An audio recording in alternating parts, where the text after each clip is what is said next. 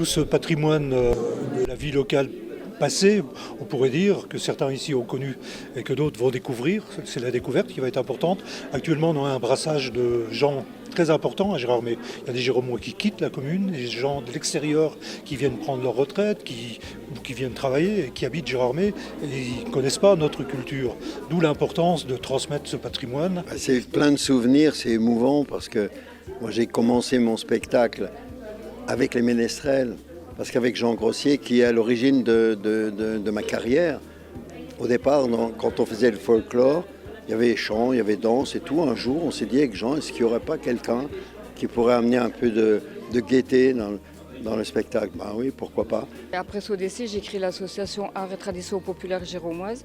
Chaque année, j'organise une exposition et cette année, le thème choisi, c'est les vêtements traditionnels.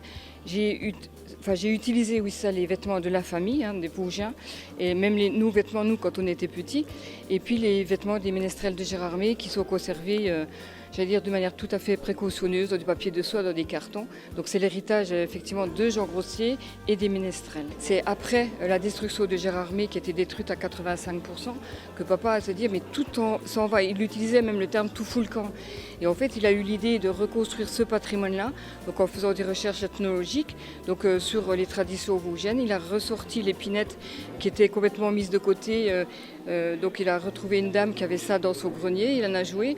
Il a utilisé les vêtements vosgiens lors d'un accueil avec des scouts et tout ça. Et puis c'est parti comme ça, avec un groupe de copains d'abord pour recréer les ménestrels. Et puis ensuite, on connaît l'aventure, qu'il a multidisciplines, peinture, livres, interviews, bande dessinée, ménestrels, enfin voilà. À ces gens-là, pour ne pas que ça se perde justement, parce que c'est quand même important je disais tout à l'heure, si on veut savoir où on va aller, il faut savoir d'où on vient. Donc c'est important que ce genre de manifestation, d'expo prenne corps assez régulièrement, parce qu'il y a un patrimoine qui est très riche. Vous avez vu, vêtements, traditions de travail, outils, toute une époque qui mérite d'être connue pour savoir un petit peu, connaître un peu la vie de nos anciens il y a quelques décennies en arrière, parce que ça a évolué très vite. D'énormes souvenirs. Mais ici, dans l'exposition qui est maintenue de main de maître par Martine Grossier, la fille de Jean, ainsi que ses frères, qui plient en quatre pour faire tout ça. Chapeau à eux, parce que moi ça m'émeut quand je vois tout ça, c'est des souvenirs extraordinaires, parce que ça me replace dans les années 60, voire 55 même.